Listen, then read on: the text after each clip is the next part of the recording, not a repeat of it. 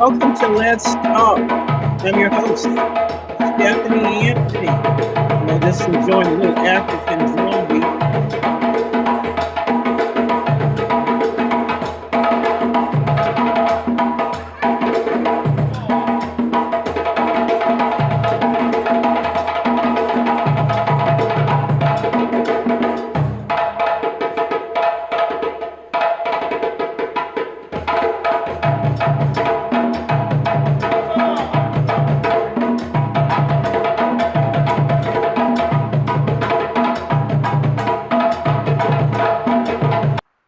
Oh yeah. Woo, that was good.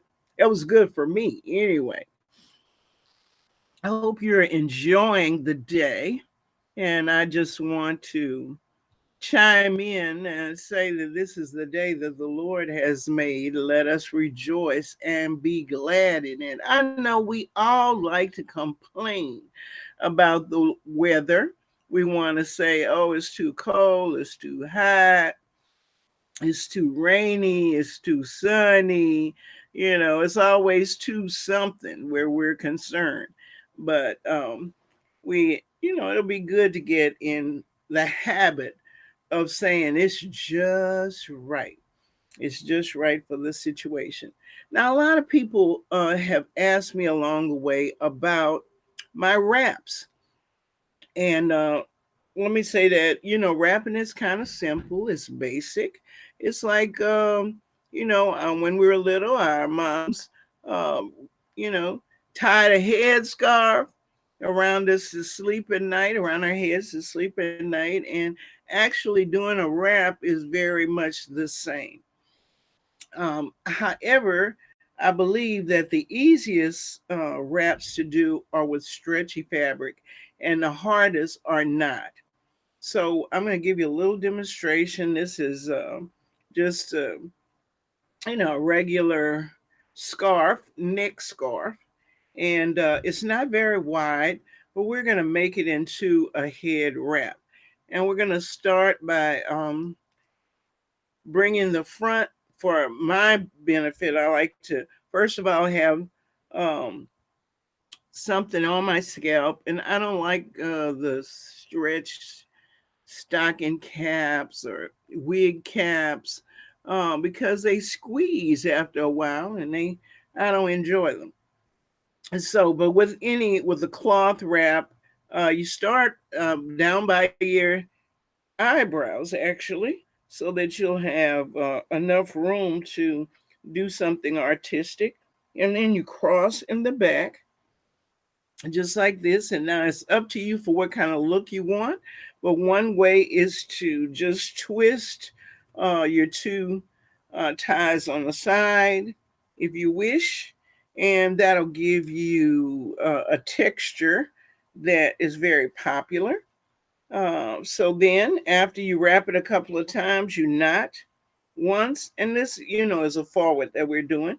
Then you knot again in order to make sure that you have locked it into place. And then you have this little leftover, and you can do one or two things. You can tie it again and make a bow, or well, what I prefer is to tuck. You just tuck, tuck, tuck, and uh, you can, do a tuck and hide if you wish, or just a plain tuck. Now, the tuck and hide, you pull up your fabric that you have and cover the twist. All right. And there, voila, you have a very simple wrap. And if you wish, especially if you've got great eyebrows, if you do eye makeup, then you just push it up a little bit to reveal more of the face. Voila, there you go. Now, many times you have a piece of cloth or scarf that is very long or that is very wide. So, in a case like that, I think you should do it in half the long way, like that. And once you get it kind of comfortable, an equal amount on each side, then you go to the wrap. And we're going to do another uh, front tie. So you cross in the back, and then it's up to you whether you twist or leave it loose. But for control today, we're just going to twist so that you have more control. And once you get it twisted enough, the size that you'd like, go on and tie. All right. Make one knot. And then I like to make a second knot. I'm a two knot kind of girl. And once I do that, then I decide whether I want to twist some more or just tuck. Now, if you twist some more, you might get a more unique, interesting um, thing going. So I'm going to twist and tuck. So I've twisted and now I'm tucking the remainder into the sides there. And I'm going to cover part of my tuck because this particular one has a lot of frayed edges. I've had this one a long time. And it ends up looking like this, kind of like a ornament. And remember now, I have two. So I've got two layers, two scarves, and I can tuck this one a little bit more off the forehead, especially if you're one of those people that don't like tight things. And there you go.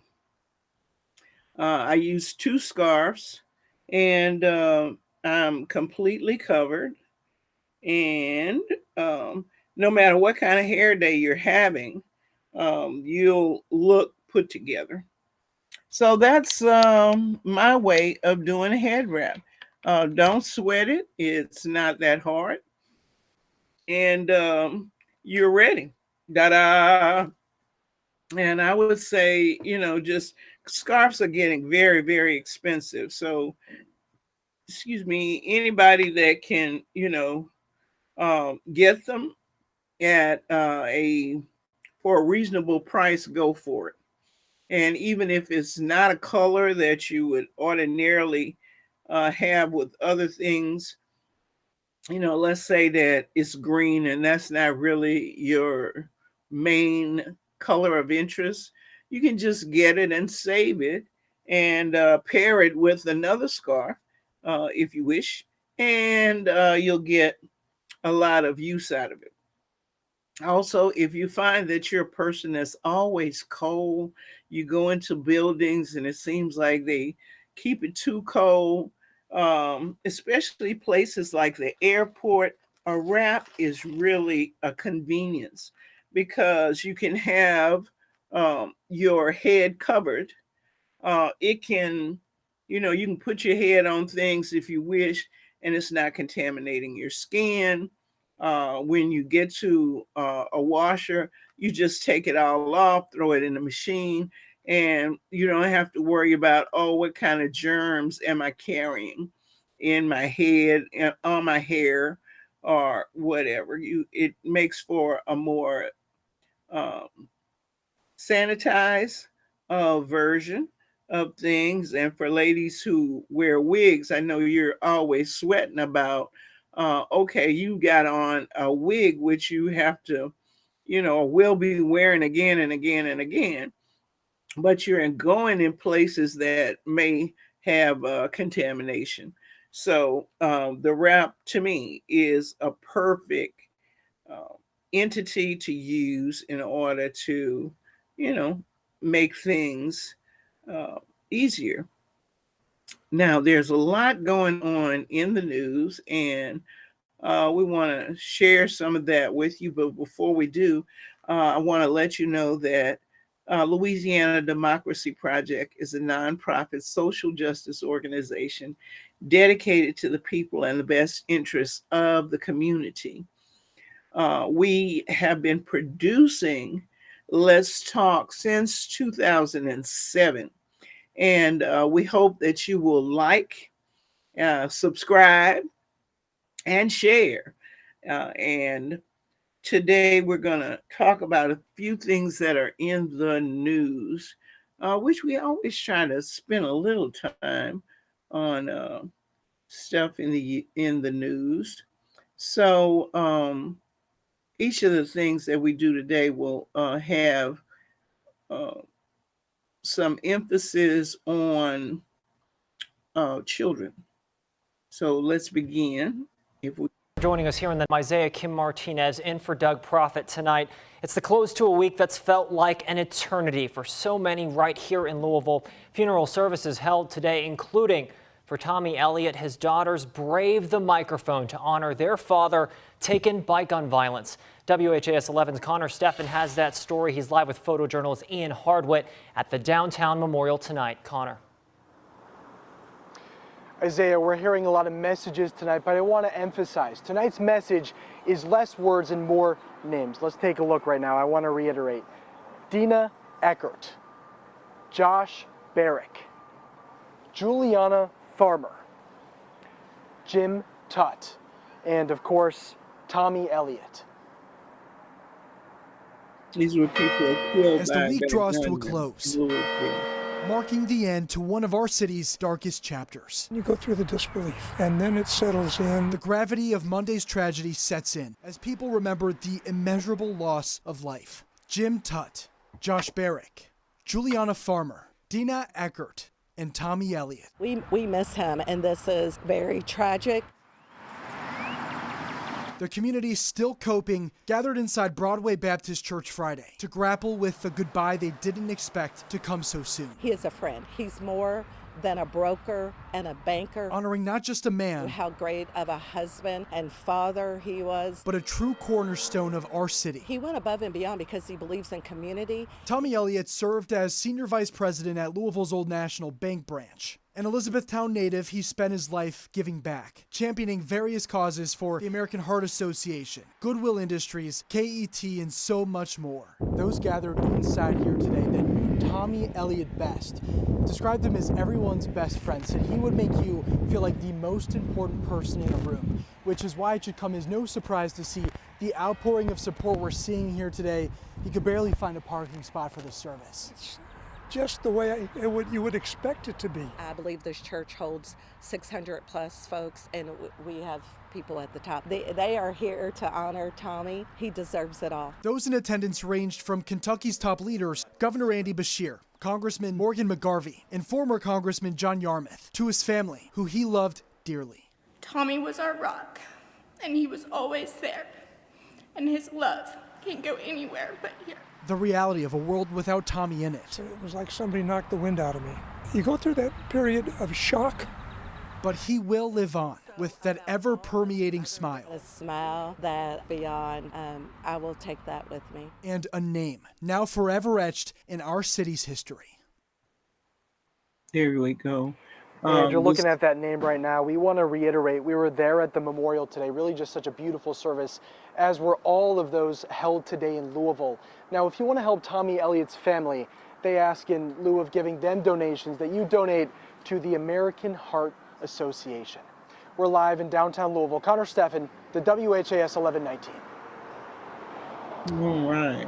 Connor, thank you so much. Now, it was a somber this afternoon, inside of Northside Christian Church in New Albany for Dina Eckert's funeral, but it's also bright. Dina's spirit shining on. Her family tells us Dina worked at Old National Bank as an executive administrative officer, and while she cared deeply for her coworkers, nothing was more important to her than her family. Her husband of 28 years, Mike, and 2 children, Benjamin and Emily. And the visitation services for Josh Barrick were also held today. He was a 40-year-old senior vice president at Old National Bank. Those who knew him best say he had a heart of gold and held true to his beliefs. A close family friend I spoke to yesterday saying he found a way to connect with anybody. Visitation at Ratterman Funeral Home lasted until 8 tonight. The funeral mass is scheduled for 10 tomorrow morning at Holy Trinity Catholic Church, where he was a longtime parishioner.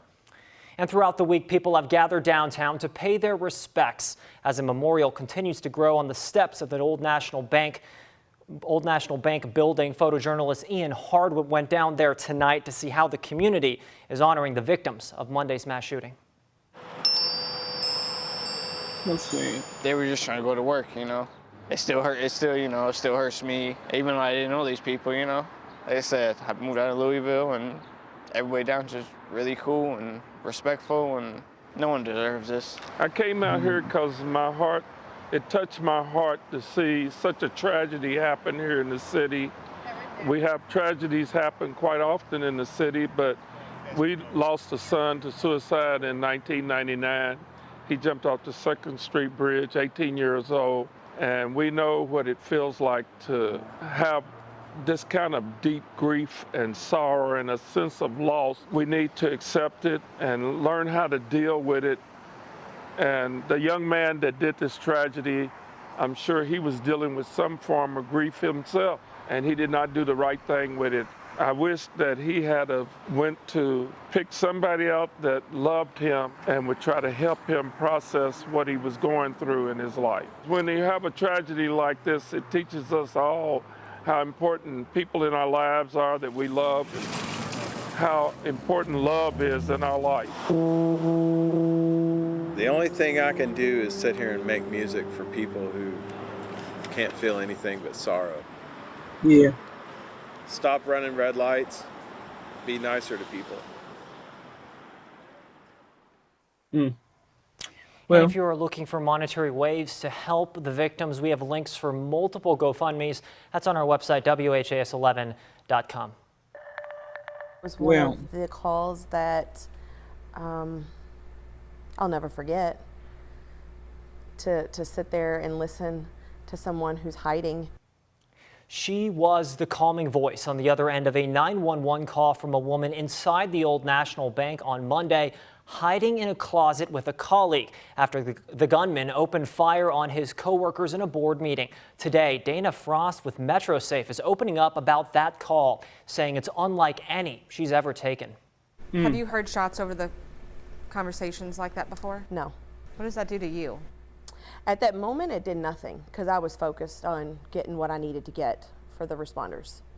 Now it's kind of crazy to listen to the call and hear that and think how things could have been different had he found her. And Dana says she wants to meet the caller and give her a hug. MetroSafe is working on that reunion with Dana and her caller. Is it your wish to enter a guilty plea that follows the recommendation which is contained in that written offer? Yes. Big developments out of Bullitt County today, or Bullitt County courtroom, more than a year after the body of 4-year-old Serenity McKinney was found in West Point, Kentucky. Her mother pleaded guilty today. Catherine McKinney pleaded guilty to manslaughter and now faces up to 12 years in prison. McKinney and her boyfriend Dakota Hill were both originally charged with murder in Serenity's death. As part of the plea agreement, McKinney will now testify when Hill goes to trial. McKinney's attorney says Hill was abusing her and her daughter, but acknowledged she still holds some of the blame for Serenity's death. She knowingly permitted this to happen, and that led to her You kill a child that you've named Serenity. She couldn't stop him, and she wanted to. I don't know, but that's what we're hoping. That's what I'm thinking. Serenity's paternal grandmother there, Melody Roller, speaking. McKinney will be sentenced on April 26th. And LMPD is investigating after 2 bodies were found in the that community is certainly going through a lot. And so I'm going to suggest that we raise them up in prayer as they try to find peace with the situation that they find themselves in. Now, I know you've heard a lot about violence, but one of the most shocking and one that everybody has been questioning is the 6-year-old shooter. Now his mother has been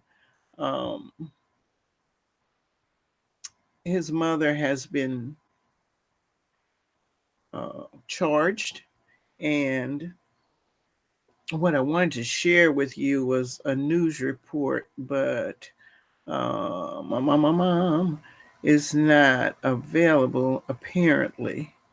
We're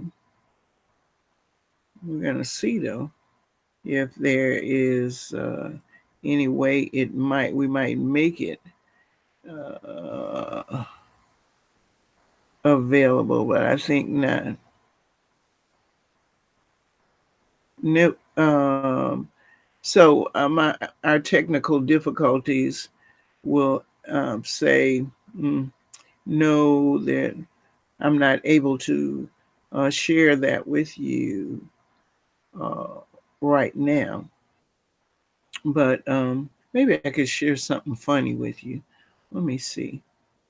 I'm gonna see if we might share something that might give you a laugh.